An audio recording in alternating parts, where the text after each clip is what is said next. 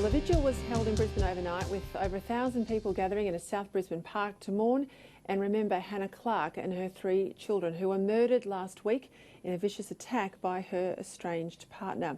Sky News host and Herald Sun columnist Rita Hannah joins me now here in Melbourne with Melbourne City Councillor Nick Reece. All right, I'm going to start.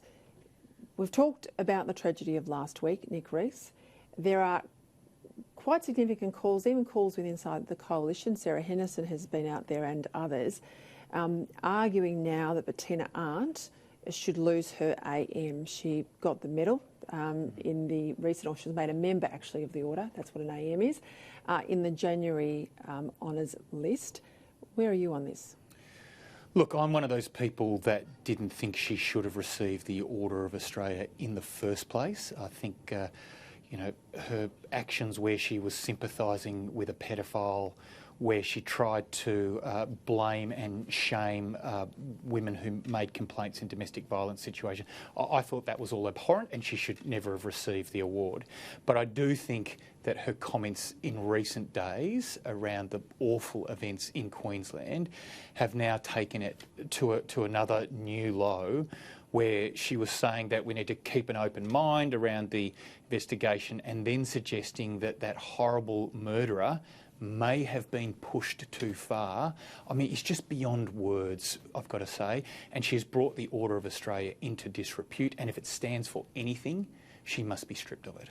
Yeah, and just so people understand the process too, it's an independent committee made up of the states and territories. They make a recommendation to the Governor-General. I don't know of any circumstances where the Governor-General doesn't usually accept their recommendation once the nominations are in. A lot of people have complained to the Governor-General, Rita. There are those who will be with Nick, like Jill Hennessy, the Labor MP down here in Victoria, who opposed her appointment almost immediately once it was announced. And now there's this second wave who are coming on the back of the comments last week, which I find last week's comments to be reprehensible. I think there's 2 separate issues there. Should she have had it in the first place? And now should she keep it after last week's comments? I agree with you on the comments being reprehensible. I wrote about this. Family annihilators are not deserving any sympathy or considerations of what drove them to it. They are cowardly thugs who commit the most horrendous crimes possible to kill an innocent woman and children. There's nothing worse than that. So I have absolutely zero sympathy for her arguments, but I'm not a fan of stripping people of honours for stupid things they tweet. And I find it curious, though you've got people who had no issue with her getting this honour to begin with, now saying she should be stripped of it because she holds these views. Are we going to retrospectively go back and look at every other award recipient and the sort of views they've expressed? Do we look at Jane Caro talking about half of Australia being truculent turds because they voted Conservative at the last election? And Rita makes a good point, Nick. I mean, I would say all of us are here on a unity tick and saying we found those comments reprehensible. Are they illegal?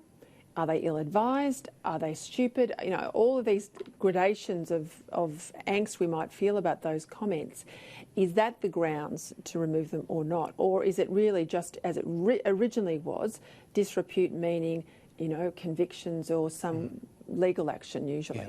I mean, the fact is, and I think we probably know it as well as anyone, words matter. You can't just say, well, they're just words, therefore it doesn't count.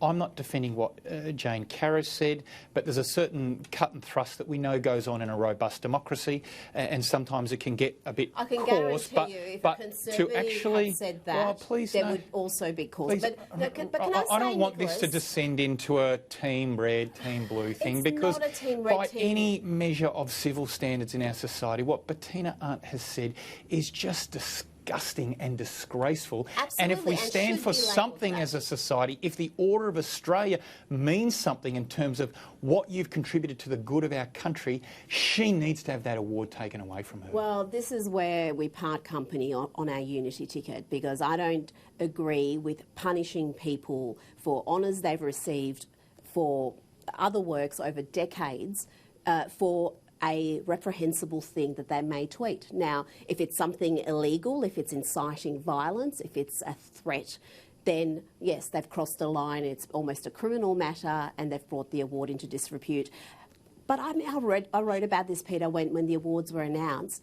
I think the entire award system needs to be rethought. I think it should be going to people who aren't recognised for their work, people who are in the spotlight. Yeah, but hey, having worked in a Prime Minister's office and a politician's office, please, I agree with you, Rita, but get out there and nominate people. Because the problem with the awards structure, and Nick may back be down to who's nominated, Peter. They are. Otherwise, how do you know who's going to get an award? You have to be nominated for them. But let me finish. But the problem is, academics, medicos flood the system. Yeah. Labor types almost have an industry, unionists putting up people on the left of politics.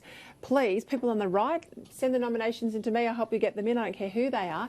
Get nominations in, particularly women and particularly people from the right, because the left own that space. I agree there's a problem with women winning those awards. But you would say, no, thank you. I don't want to be honoured for doing my job, which I get paid for. And not too many people say that. And that's what I find distasteful. You get so many people, whether they're actors, whether they're social commentators, whether they're athletes, doctors, who are getting essentially honours for doing their job. Well, and I'm going to nominate Rita Panahi anyway. And I will reject it.